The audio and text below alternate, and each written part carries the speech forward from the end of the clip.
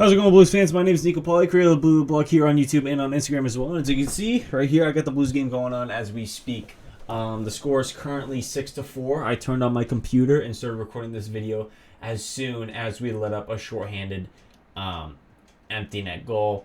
That was insanely frustrating. This team sucks. No doubt about it. No doubt about it. But you know what? This game was actually at least a little entertaining. We put up 4 goals at home. Power play was still atrocious. I think it's 0 for 3 with only 4 shots on net on the power play. Whoever runs the power play should get fired. Anyways, this first period was started off very interesting. We started with the second line, which was Buchnevich, Saad, and Kapanen. And I felt like to start, Kapanen was going to have a great game because he looked really fast. Got some shots on net. Even at one point tried to walk around the D, almost got it shot wide, but the net was empty. But after one line rotation, and the next time that line was on the ice, Saad would bury a great pass from Buchnevich, and I don't know what Husso was doing. Husso just dove or something. I don't know. It looked weird on Husso's part, but St. Louis Blues are up 1-0, and now we know the St. Louis Blues have a perfect record when scoring first. The game would go on. Detroit would kind of fight back a little bit, but it still felt like the St. Louis Blues were staying in this game. Then, next thing you know, Wallman would pick up a big rebound, or it was a big turnover. I don't remember. We did a terrible job clearing this puck. Wallman would come in, boom, make this a tie game. Jake Wallman, big gritty guy, and it's a tie game. Then just a couple minutes later, Berggren, if I said that right, Berggren would score in front of the net again to make this a 2-1 game. Again, a terrible job clearing the front of the net. Defensively, I felt like we were missing a lot of assignments and tying guys up. But you know what? We're still only down by 1. We're still in this game. It's not a big deal. Second period starts off, and Kevin Hayes had himself the best 31 seconds of his career after missing a wide-open goal in the first period on a great play from Braden Shem. Hayes would score twice back-to-back at 1:40 and 2:11. The first one was a tip in front, courtesy of a shot from the point from Nick Leddy. And then the other one was just a big turnover by someone on Detroit. And Hayes would pick up this puck, skate in, and shoot and score.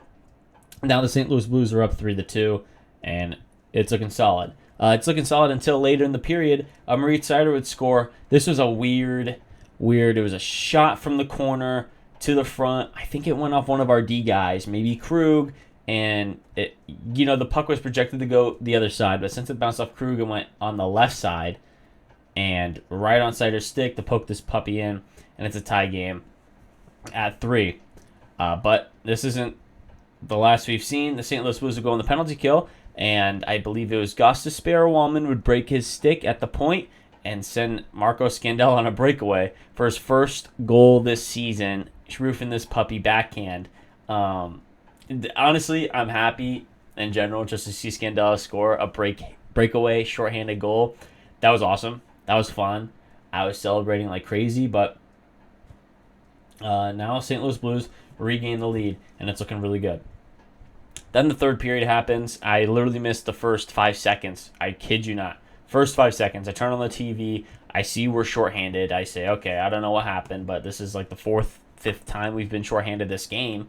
Discipline-wise, we've been shorthanded a lot. It's frustrating. And just 48 seconds in, Lucas Raymond, good bump play.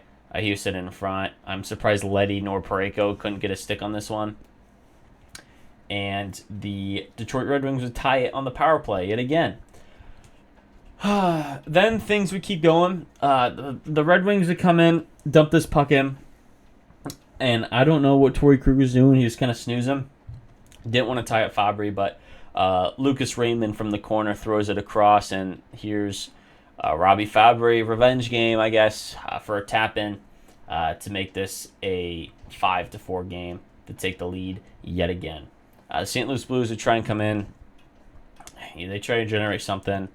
Nothing was honestly really going. There was a couple of dangerous chances this game from the St. Louis Blues, but still, like towards the end of the game, I didn't not really enjoy what I was seeing, if you want me to be honest. And luckily, the St. Louis Blues were blessed with a power play with 3 minutes to go, and they're cycling the puck, they're getting momentum. If Hayes could hold on to the puck before the penalty was, officially going, that would have been awesome because I think he would have scored a hat trick because he was hot, but they didn't. So the Red Wings are going shorthanded. St. Louis Blues are going on the power play. St. Louis Blues do absolutely nothing on this power play. Chief would call a timeout. First unit would get on. We'd pull the goalie, win the faceoff. Schenn with a big wide miss. Terrible shot. I mean, terrible. Puck would go behind the net. We'd forecheck on it. Kyrou would gain possession of the puck. Kyrou with a big silly mistake here. A big silly mistake. Keeping possession and skating up the wall with Veleno on his tail.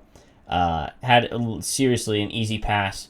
Quick, easy pass to Krug to send it across to Schenn or whoever was on the other side. To keep possession of the puck. Keep this puck in the offensive zone. Instead, Kyrou gets swarmed. Puck gets turned over. And I forget who it was, but the Red Wings would make this a 6-4 with the empty net, and that's game. So that's the game, a 6-4 loss against the Detroit Red Wings. That marks 4 losses in a row for the St. Louis Blues. It's something you hate to see, but at least they potted 4. This game defensively was atrocious, but I'd much rather lose games and have a little bit of fun, especially with the Marco Scandella goal, who played great today, by the way, than play like crap and win games. It's just because the Blues are in a retooling phase, so a top 12, 10 pick again would really benefit us insanely. Would insanely benefit us, so it's not a big deal. It's okay. Again, though, if I want to complain, the lineup changes I was not really a fan of. Buchnevich alone carried, I feel like, the second line. Kapanen could not bury. He can't finish to save his life, which sucks because he's so skilled. Saad potted one for Buchnevich. That was good, but the Buchnevich-Thomas Neighbors line looked still like a whole nother level than the Kyrou Neighbors-Thomas line. Buchnevich for sure is a big factor in that first line with Thomas and Neighbors. And if they stick together, maybe we could have saw something happen, but we didn't. After watching this game, I was not a big fan. And Falk and Krug had a rough game. Our power play went, I think, 0 for 3, 0 for 4. Atrocious. I already said 3 shots on net. Whoever runs the power play should get fired. Again, they suck. You're an idiot. Fix it. Because I don't know. Well, this is the 4th straight loss, and that's all I have for today. It's kind of a little shorter video, I guess. I appreciate everybody for tuning in. I even am recording this before I even post on Instagram because I'm somewhat frustrated, but also happy that Marco Scandella scored a shorthanded goal. Again, appreciate everybody for tuning in. When you do, I love it. Right? Like, subscribe, leave a comment. Let me know what you guys think of this game.